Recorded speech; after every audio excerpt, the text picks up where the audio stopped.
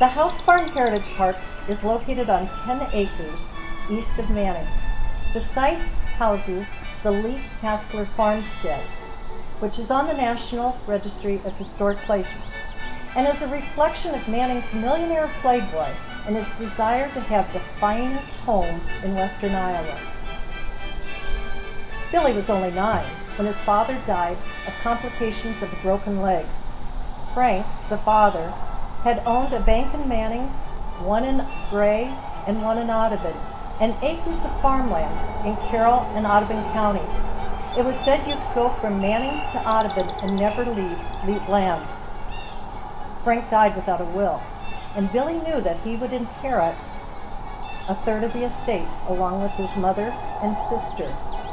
In 1915, Billy turned 19 and inherited $250,000. In today's figures, that translates to nearly $6 million. He decided to be a country gentleman farmer, obtained 40 acres from the family estate, and hired German immigrants to build a grand home to befit a man of wealth. Billy then went to Omaha and shocked Omaha society by eloping with a young woman named Anne. He bought a car for $2,000, and the couple left on an extended honeymoon.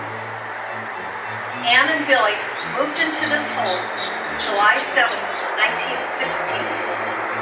By December of that year, Anne was in court asking for a divorce. She claimed that he squandered large sums of money, was seeing other women, and that he had left her alone in this house in October and hadn't returned. Apparently he came back because they had a reconciliation, a second honeymoon to New Orleans and Cuba, and returned to the farm. They spent a few more weeks here, but Billy was tiring of the simple life, so he entered auto racing, and in 1917 won the amateur championship in Chicago with a time of 86.8 miles per hour. He also studied aviation in the U.S. Army Signal Corps at Fort Omaha, but was discharged. In late 1917, after less than 3 years of marriage, Anne again petitioned the courts and was granted a divorce and $45,000 in alimony. At that time, this country estate included the home, the carriage house, the scale house, chicken coop, boar house, and a magnificent barn. Shortly before the divorce, Billy sold the Poland China hog operation to Fred Hassler, and then he had a closeout farm sale.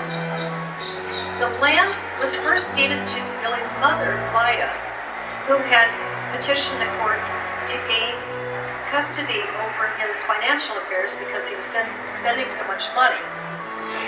And in 1918, the land was sold to Mr. Hassler. Back to Billy. 3 months after his divorce from Anne, in February of 1918, Billy was married to Martha, an heiress and society woman from Illinois. They lived in San Francisco, where he was well known to local law enforcement officers. At one point, they had separated, and Billy went to Martha's apartment, shot himself in her threshold in a plea for her to return to him. This was flesh wound, and he survived handily. They divorced in 1919. Martha received a $50,000 settlement. May 1920, Billy and a new female friend, who was not named in the newspaper reports, the couple left Omaha accompanied by a valet and a truckload of trunks for a trip to the Orient. When they returned via Vancouver, Billy and now wife number 3 went straight to Florida. The newspaper account from 1927 shows that he was then on wife number 4.